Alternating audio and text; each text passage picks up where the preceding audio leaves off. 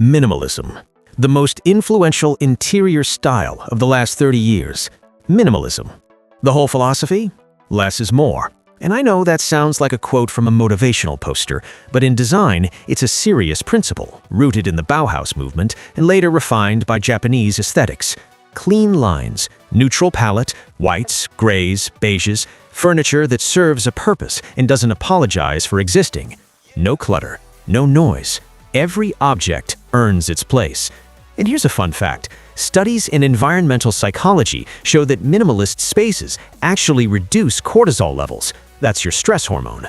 So yes, your cluttered apartment is literally stressing you out. Scientifically. Scandinavian. Close cousin to minimalism, but with feelings. Welcome to Scandinavian design, built around a Danish concept called hygge, pronounced hygge. Basically the art of cozy. Same clean lines as minimalism, but warmer.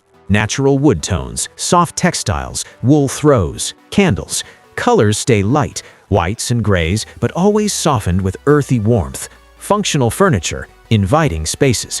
IKEA is literally a Scandinavian export. That's not an accident. Pop quiz. Is Scandinavian design closer to cold and stark or minimal but warm? If you said warm, good. You've been paying attention. If you said cold, rewind. I'll wait. 3. Industrial. Born from converted warehouses in New York loft culture in the late 19th century. The aesthetic? Raw, unfinished, intentionally exposed. Exposed brick, visible ductwork and pipes, concrete floors, metal accents, Edison bulbs. The building itself becomes the decor. You're not hiding the bones, you're celebrating them. Color palette leans dark, charcoals, blacks, rusted metals. It's basically saying, I could have painted over this. I chose not to. And somehow, it works. 4. Mid-century modern, 1940s to 1960s. Think Mad Men, think Eames chairs, think every coffee shop that opened in 2015.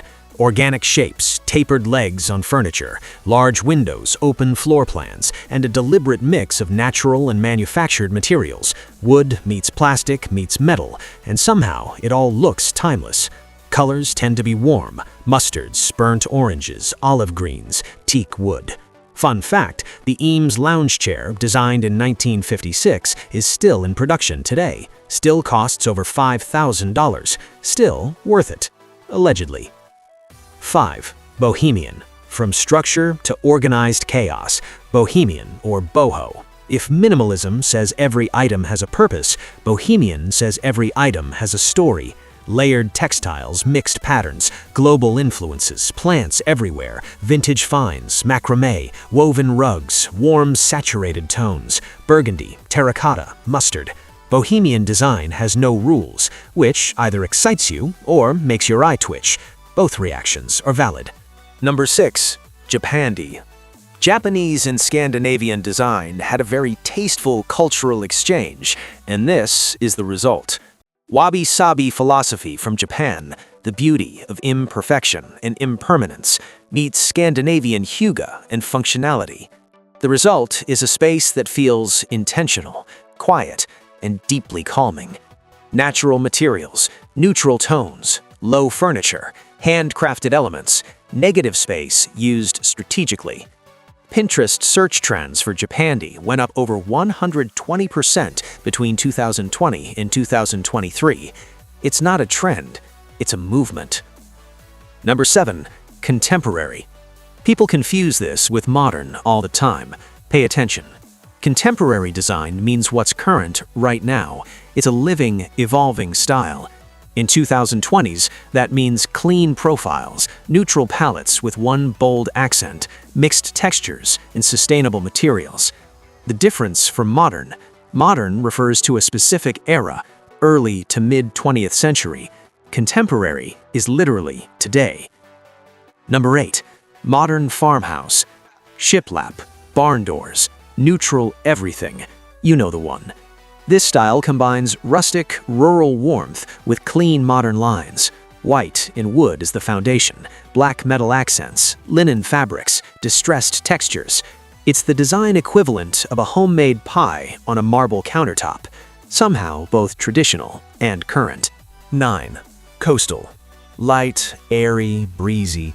Whites, soft blues, sandy neutrals, natural textures like rattan, jute, and linen. Lots of natural light, whitewashed wood, and an overall feeling that you're 10 minutes from the ocean, even if you live in a landlocked city. Coastal is aspirational.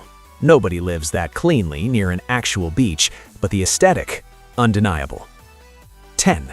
Wabi-Sabi. This one deserves its own spotlight. Wabi-Sabi is a Japanese worldview that finds beauty in imperfection, impermanence, and incompleteness. Applied to interiors, natural materials that age gracefully, handmade objects with visible craft marks, earthy tones, spaces that feel lived in rather than staged.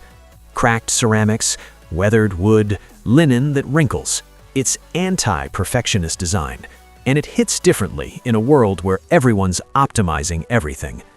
Halfway there, because the next few styles are where things get a little more specific, a little more intense, and honestly, a little more interesting. 11. Art Deco. 1920s, Gatsby energy. Gold, glamour, geometry. Bold geometric patterns, rich colors, emerald, navy, black, gold. Luxurious materials like marble, brass, lacquered wood, velvet. Everything is deliberate and slightly dramatic. The key principle is opulence through order. It's glamorous but geometric, indulgent but structured. If you've ever looked at a hotel lobby and thought, this is too much, that's probably Art Deco, and too much is kind of the point. 12. Maximalism. The full philosophical opposite of minimalism. More is more. Color, pattern, texture, objects, art, layered and layered until the room has a personality. This is not random clutter. Done well, maximalism is a curated, intentional abundance.